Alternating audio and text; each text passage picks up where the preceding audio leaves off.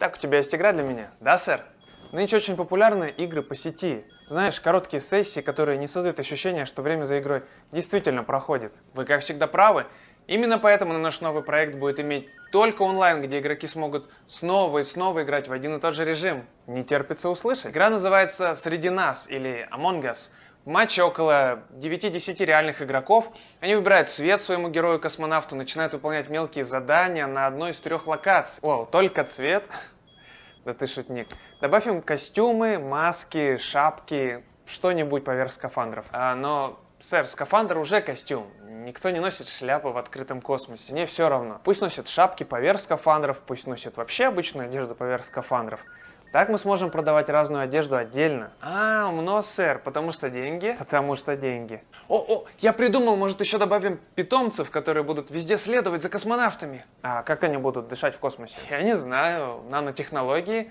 Главное, что питомцы будут за отдельную плату. Отлично, чем больше внутриигровых покупок, тем лучше. Но к делу, в чем геймплей? Да, большая часть игроков будет управлять экипажем. Их задача бегать по локации, выполняя мини-задания, двигать шкалу прогресса. Звучит довольно-таки просто. А что будет, когда шкала заполнится? Тогда экипаж корабля победит, а предатели проиграют. О, предатели?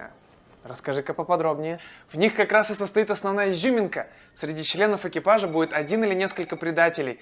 Их задача — саботировать команду и убить всех членов экипажа. Вижу, тебе понравились настолки, которые я тебе советовал. О, сэр, я многое позаимствовал из настольных игр. Я даже сначала думал назвать игру «Космическая мафия». Да уж, это было бы слишком.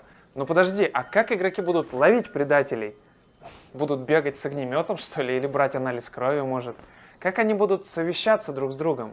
Итак, предатель убивает членов экипажа по одному, старается не попасться на глаза остальным. Он должен делать это незаметно, так как способность перезаряжается некоторое время. Он не может убить несколько игроков сразу, но он может закрывать двери, саботировать корабль, тем самым отрезая игроков друг от друга. А как предатель вообще оказался на борту среди экипажа? Неизвестно, может в багаже.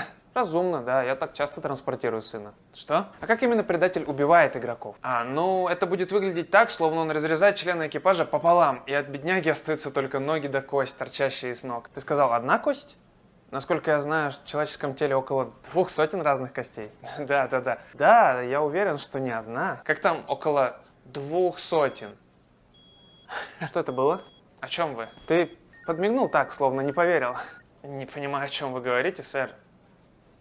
Ладно, а что если кто-то нашел тело? Тогда он может сообщить об этом, и все игроки окажутся в совещательной комнате и будут принимать решение, выгонять ли кого-то с корабля или пропустить голосование.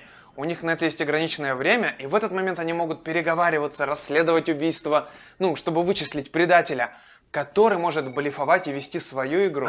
Круто! Значит, предатель может врать и настраивать экипаж друг против друга в голосовом чате. Не совсем в голосовом чате, только обмениваясь сообщениями.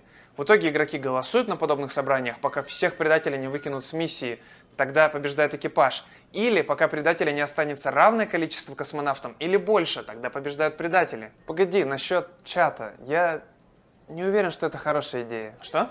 Мне кажется, голосовой чат по нажатию кнопки во время обсуждения и голосования сделает игру гораздо интереснее. Особенно для предателя, которому нужно будет врать и убеждать остальных. Сэр, зачем нам голосовой чат? У нас есть сообщения. Но это ведь удобнее, быстрее, больше эмоций, особенно в игре, где нужно блефовать. Сэр, когда вы последний раз с кем-то говорили по телефону, относительно того, когда вы последний раз с кем-то переписывались? Знаете, оставьте голосовое обсуждение мафии. Я не уверен. То есть, например, в мафии обсуждение — это важная часть игрового процесса. Нет, сэр. Но у нас же космонавты и предатели, это совершенно другое. Мы делаем самостоятельную игру.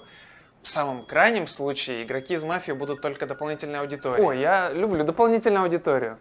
Дополнительные деньги. Значит, работаем? Погоди, последний вопрос. Ты говорил что-то про питомцев. Так вот, если у игрока будет питомец, а предатель убьет игрока с питомцем, что будет с ним дальше? С игроком? Нет, с питомцем. А вообще, да, что будет с игроком? Игрок станет призраком, он сможет свободно двигаться по карте и делать дальше задания. Отлично. А питомец будет одиноко сидеть там, где был убит его хозяин, наполненный чувством страха, одиночества, боли и неизбежности смерти. Так что вы думаете в целом, сэр? Концепция мне нравится. Мы всегда сможем добавлять больше платных косметических улучшений или даже портировать игру на телефоны с таким простым геймплеем. В нее бы, конечно, играть компаниями друзей. Но я не думаю, что мы сможем привлечь в проект больших ютуберов. Nice.